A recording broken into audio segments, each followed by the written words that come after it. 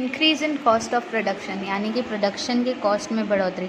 The major factor of affecting the price in the value of supply of goods and services. Supply oriented economics believes that when there is an increase in production cost there is an increase in the price.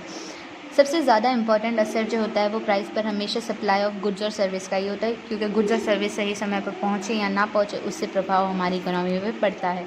जिसके अंदर economics का मानना ऐसा है कि जब हमारा production बढ़ता है तब हमारी प्राइस भी बढ़ती है।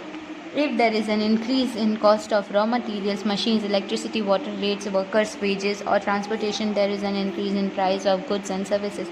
जैसे ही पैसा सामान, मशीन, इलेक्ट्रिसिटी या जैसी चीज़ों में बढ़ाया जाता है वैसे ही गुड्स और सर्विस का भी दाम बढ़ जाता है। The inflation cause due to the increase in production cost is called cost push inflation. जब इस तरह से दाम बढ़ने की वजह से जब पैसे का मान बढ़ता है तो उसे कॉस्ट पुश इन्फ्लेशन या फिर सप्लाई शॉक इन्फ्लेशन कहा जाता है। अब अदर रीजंस, दूसरे रीजंस के बारे में बात करेंगे। The major reasons for inflation are increase in demand, increase in production cost. जब डिमांड बढ़ जाती है या प्रोडक्शन की कॉस्ट बढ़ जाती है तब भी इन्फ्लेशन आता है। But practically there are also other factors which can effect the inflation. और भी कई चीज़ें हो सकती हैं इन्फ्लेशन के लिए, even though the minor factors are for a short term. जैसे कुछ छोटे मोटे चीज़ों को भी हम ध्यान में रख सकते हैं। स्पाइक इन प्राइस लेवल, यानी बदलाव आ जाना अचानक से प्राइजेस में। In industry based on foreign import, यानी कि बाहर के विदेश का सामान यहाँ इंडिया में ज़्यादा आना। If there is an increase in import expenses, यानी कि जब इम्पोर्ट ज़्यादा हो रही हैं चीज़ें तो shortage during contingency it can lead to price rise. तब हमारा पैसा जो है वो अचानक से उसकी मतलब डिमांड घट जाती है और प्राइस राइज दूसरी कंट्रीज़ का बढ़ जाता है। Basically there is an increase in demand and production cost that leads to inflation, but the other minor factors are as follows. कई सारे होते हैं प्रॉब्लम्स, लेकिन डिमांड और प्रोडक्शन ही सबसे बड़ा इन्फ्लेशन का कॉज होता है, जिनमें से कुछ और भी हमें यहाँ पर बताई गई हैं। टैक्सेशन पॉलिसीज़, यानी टैक्स की किस तरह पॉलिसी बनाई जाती हैं।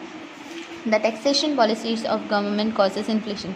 जब नए टैक्स लागू होते हैं तो उसकी वजह से भी इन्फ्लेशन आता है। The high increase in tax rates increase the production of first end products which leads to rise inflation. फिर जैसे ही भाव बढ़ जाता है टैक्स का, उसी तरह से प्रोडक्शन का भी भाव बढ़ जाता है, जिससे इन्फ्लेशन आता है। प्राइजेस बढ़ने और महंगी होने शुरू हो जाती हैं। महंगाई को ही बेसिकली इन्फ्लेशन माना जाता है। Increase in price of import, यानी इम्पोर्ट का प्राइस जब बढ़ जाता है।